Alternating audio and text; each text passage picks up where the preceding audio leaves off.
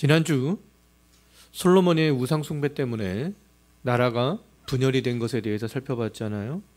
그래서 이제 북이스라엘과 남유다로 나라가 갈라지게 되었는데 그 나라의 흥망 성쇠는 왕들에게 달려있는 것을 알 수 있어요.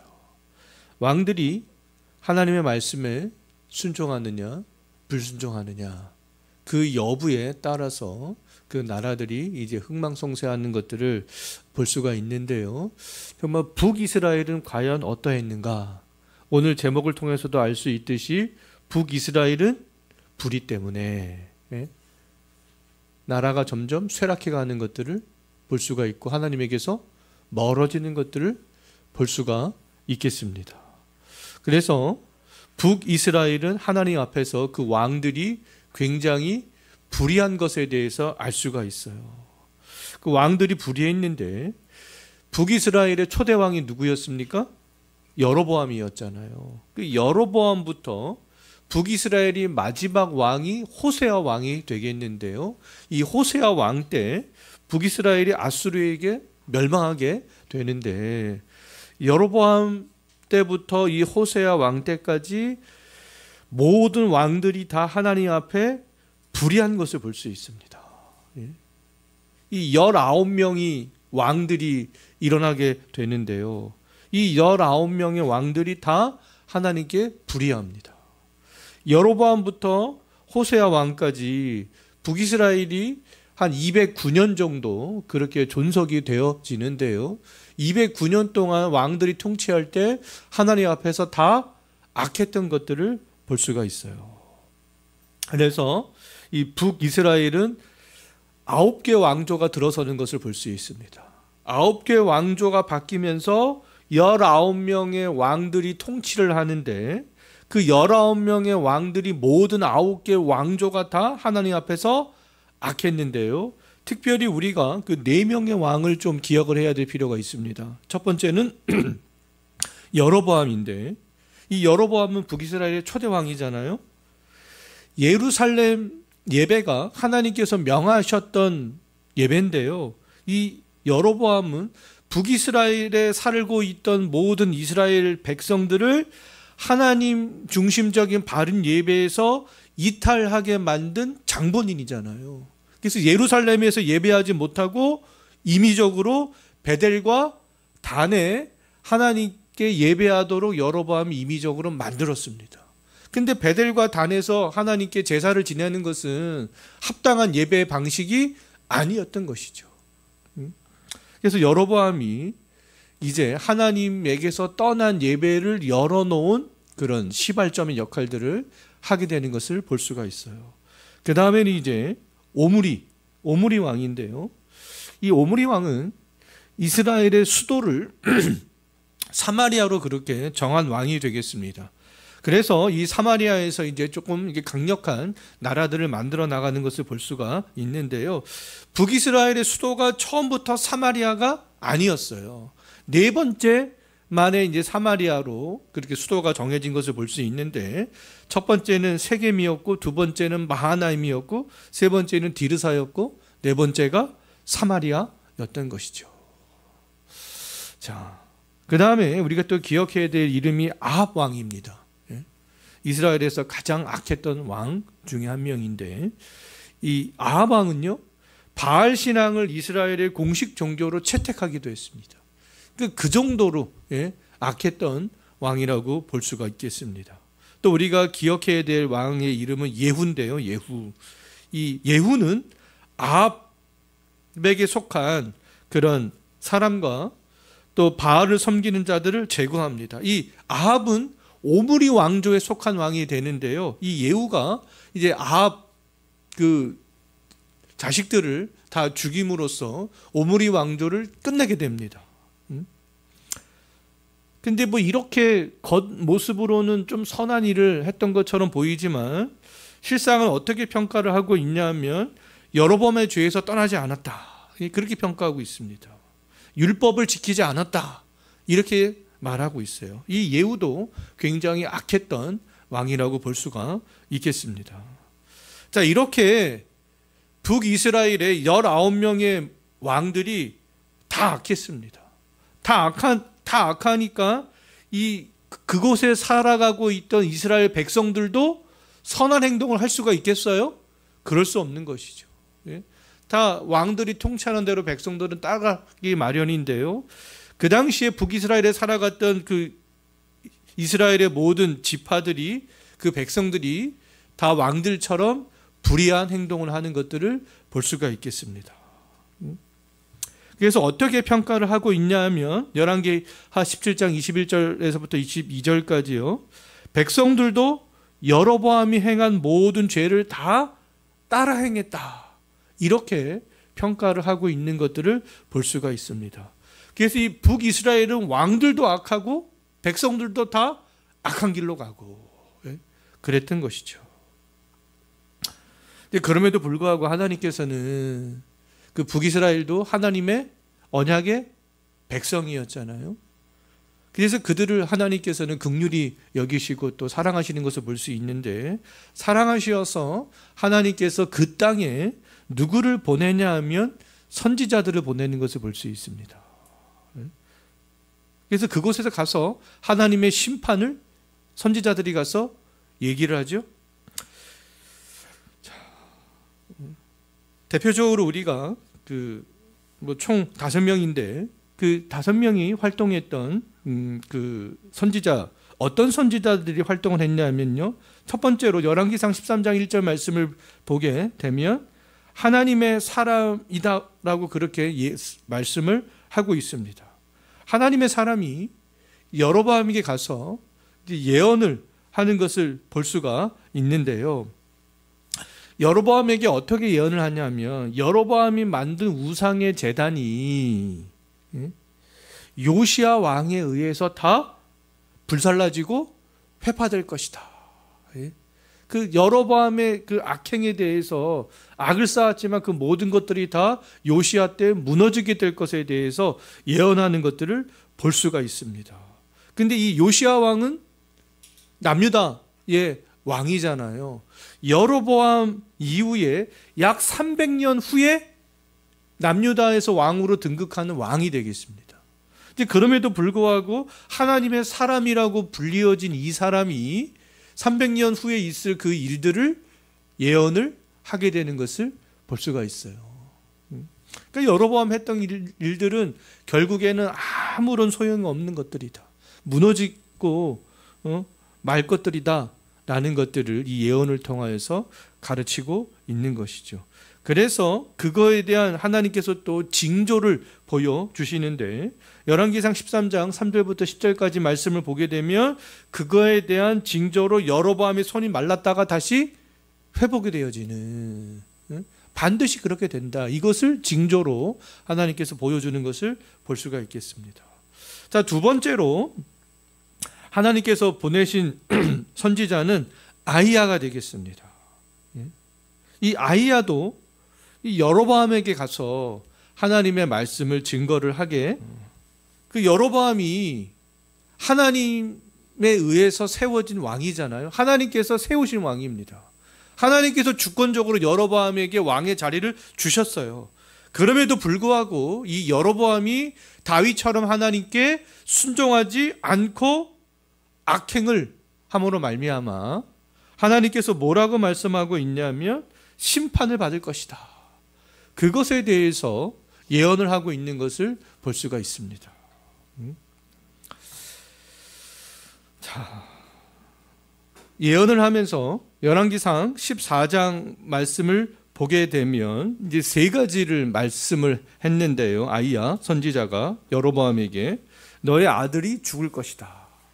첫 번째로는, 두 번째는 너의 왕조가 끊어지게 될 거야. 또 세 번째로는 이스라엘 백성들이 다 흩어지게 될 거야. 그것에 대해서 이 아히야가 여로보암에게 예언하는 것들을 볼 수가 있겠습니다. 실제적으로 이스라엘 백성들은 아수르에게 멸망한 다음에 거의 아수르에 의해서 여러 곳으로 다 흩어지게 되는 것을 볼 수 있습니다. 그 다음에 이제 엘리야, 우리가 잘 알고 있는 엘리야가 예언을 하는데요. 이 엘리야는 아합 왕에게 가서 이제 본격적으로 그 하나님의 예언의 활동들을 하는 것을 볼 수 있는데, 아합 정권이 행했던 그런 악들을 엘리야가 고발합니다. 약 한 4가지로 고발을 하는데요. 아합에게 가서 너는 언약을 버렸다. 왕이여, 당신은 하나님의 언약을 버렸습니다. 두 번째로 당신은 주의 제단을 무너뜨렸습니다. 세 번째로 당신은 하나님의 신실한 예언자들을 죽였습니다. 네 번째로는 엘리야까지 이 아합 왕이 죽이려고 했던 것이죠. 엘리야는 이런 것에 대해서 아합에게 가서 하나님의 말씀들을 예언하는 것들을 볼 수 있습니다. 왕에게 가서 이런 이야기를 한다라는 것은요, 자기 목숨을 거는 거나 마찬가지였잖아요. 근데 이 하나님의 사람이라고 불려졌고 아히야와 이 엘리야와 같은 사람들은 근데 가지 않을 수 없었던 것이죠. 하나님께서 말씀하시기 때문에. 열왕기상 19장 15절과 16절 말씀을 보게 되면 그 징조에 대해서 얘기합니다. 징조에 대해서. 하사엘에게 기름을 부어서 아람 왕이 되게 해라. 엘리야에게. 그 다음에 엘리사에게 기름을 부어서 선지자를 삼으라. 그래서 이렇게 엘리야가 함으로 말미암아 아합 정권에게 얘기했던 것들이 다 이루어지게 될 것들에 대해서 하나님께서 말씀하시는 것을 볼 수가 있겠습니다. 그 다음에 또 엘리야는 성경을 남기지는 않았잖아요. 근데 북이스라엘에 활동을 했던 선지자들 중에 성경을 남긴 기록한 선지자가 있습니다. 호세아와 아모스 선지자가 그런데요. 이 호세아와 이 아모스 선지자가 북이스라엘에서 활동을 하면서 어떤 말씀들을 예고했냐면 이스라엘 백성들이 불순종하는 것에 대해서, 그리고 그들이 공평하지 않게 하는 것에 대해서, 하나님의 공의를 잃어버린 것에 대해서, 그 다음에 부도덕하고 또 우상숭배를 하는 것에 대해서 이야기를 하면서 하나님의 심판을 선포하는 것을 볼 수가 있겠습니다. 이렇게 하나님께서는 이 선지자들을 보내심으로 자기 백성을 책망하시고 또 심판을 예고하는 것들을 볼 수가 있겠습니다. 이제 이러한 내용들이 그 북이스라엘에게 해당되는 내용들이었고요. 또 그 엘리야와 엘리사가 또 선지자로서 사역을 하게 되는 것들을 볼 수가 있겠습니다. 먼저 엘리야의 사역에 대해서 생각을 해보면요, 엘리야가 좀 전에도 살펴봤지만 하나님의 심판의 말씀을 선포합니다.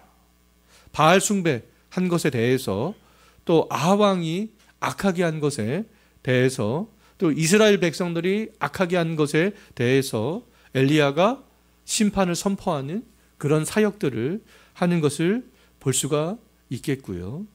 또 엘리야와 동시대에 활동했던 또 유명한 선지자, 무명한 선지자, 유명 이름이 있는, 무명 이름이 없는 그런 선지자들이 엘리야와 함께 활동했던 것들을 알 수가 있습니다.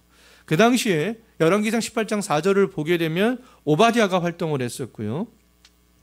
또 하나님의 사람이라고 불려지는데요, 열왕기상 20장 28절을 보면 하나님의 사람이다, 또 이렇게 불려지는 사람이 활동을 했고, 또 열왕기상 20장 13절과 14절을 보게 되면 한 선지자로 불리는 사람도 활동했던 것들을 알 수가 있고요. 22장 8절을 보면 미가야가 또 활동했던 것들을 알 수가 있습니다. 이렇게 북이스라엘에서 엘리야 말고도 동시대에 많은 선지자들이 함께 하나님의 말씀들을 예언하고 하나님의 말씀들을 대언했던 것들을 알 수가 있겠습니다. 근데 이 엘리야는요, 이 예언 사역을 했던 선지자의 효시라고 말할 수 있겠어요. 그래서 이 엘리야 이후에 구약에 이제 많은 선지자들이 엘리야의 사역을 계승합니다. 심판의 메시지를 선포하고 회개의 메시지를 선포하고 그런 것들을 볼 수가 있겠어요. 구약에서 이방인들의 구원에 대해서 이렇게 곳곳에서 조금씩 이야기를 하고 있잖아요. 근데 이 열왕기 상하에서도 이 이방인의 구원에 대해서 엘리야의 이야기를 하면서 이방인의 구원에 대해서도 슬쩍 이야기를 하고 있는 것들을 알 수가 있는데요. 사르밧 과부, 사르밧 과부한테 가서 엘리야가 사역을 하는 것을 통하여서 이 사르밧 과부는 이방인이었습니다. 지금 그 두로와 시돈 그쪽에 살아갔던 이방인이었는데요. 가서 사르밧 과부의 죽어있던 아들을 엘리야가 살리는 그런 사역들을 하는 것을 볼 수가 있겠습니다. 이렇게 구약시대부터 이방인을 위해서도 사역을 했던 것들을 알 수가 있는 것이죠. 그 다음에 엘리야를 이어서 이제 엘리사가 사역을 하게 되는 것을 볼 수 있는데, 이 엘리사는요, 엘리야의 사역을 계승하는 것을 볼 수 있습니다. 그래서 엘리야를 아버지라고 부르잖아요, 엘리사가. 그 다음에 또 엘리야의 겉옷을 받음으로 엘리야의 영감이 갑절로 임하는 것들이 증명이 되는 것을 볼 수가 있겠습니다. 엘리야의 영이 갑절로 임했다라는 것들을 또 증명해 보이기 위하여서 엘리사가 어떻게 합니까? 열왕기하 2장 14절과 15절 말씀을 보게 되면 겉옷으로 물을 이리저리 칠 때 물이 막 쫙쫙쫙 갈라지는 것을 보면서 그 엘리사의 그 제자들이 엘리사가 엘리야의 그런 선지자 사역들을 계승했구나 라는 것을 이제 제자들이 또 확신하게 되는 것들을 알 수가 있겠습니다. 그래서 이 엘리사는 엘리야의 사역을 계승했다라는 것을 알 수가 있는 것이죠. 그 다음에 이 성경을 보게 되면 열왕기 상하를 보게 되면 이제 엘리사의 이야기는 열왕기 하에 이제 중점적으로 나오게 되는데요. 엘리사가 아주 굉장히 많은 사역을 했던 것들을 기록을 하고 있습니다. 열왕기하 2장 18절과 22절과 열왕기하 3장, 4장, 5장, 6장 이렇게 총 많은 장을 할애를 하면서 엘리사가 행했던 수많은 이적들을 기록을 하고 있는데요. 이렇게 엘리사가 행했던 수많은 이적은 무엇을 보여주고자 했던 것이냐 하면 하나님께서 자기 백성을 사랑하신다 라는 것들을 나타내는 도구의 역할들을 했던 것이죠. 엘리사가 수많은 이적을 행하는데 그것에 대한 내용들은 우리가 살펴보지 않겠습니다. 집에 가서 한번 살펴보시면 될 것 같아요. 열왕기하 2장 18절부터 22절과 열왕기하 3장부터 6장까지 보시면 엘리사가 어떤 사역을 했는지, 하나님의 자비를 어떤 사역을 통해서 드러냈는지 그것을 잘 알 수가 있겠습니다. 자, 이렇게 열왕기 상하에 나오는 북이스라엘의 왕들, 백성들의 상태, 또 그 시대에 활동했던 선지자들에 대해서, 또 중점적으로 엘리야와 엘리사에 대해서 생각을 해봤는데요. 열왕기 상하를 나라가 분열되었을 때 하나님의 관심이 또 북이스라엘에도 분명히 있었습니다. 그렇기 때문에 그들에게 하나님께서 긍휼하심을 나타내는 것들을 볼 수가 있겠는데요. 한 4가지 정도로 생각을 해볼 수가 있겠습니다. 하나님의 긍휼하심에 대해서. 첫 번째로는 왕들도 백성들도 하나님께 불의했지만 하나님께서는 그들을 즉시 심판하지 않으시고 심판을 유예를 시키는 것들을 볼 수가 있겠어요. 하나님은 처음으로 여로보암에게 심판을 선포하십니다. 열왕기상 14장 15절을 보게 되면 처음으로 심판을 선포하시는데, 처음으로 심판을 하나님께서 선포하신 다음에 약 209년이 지난 다음에 하나님께서 심판을 행하시잖아요.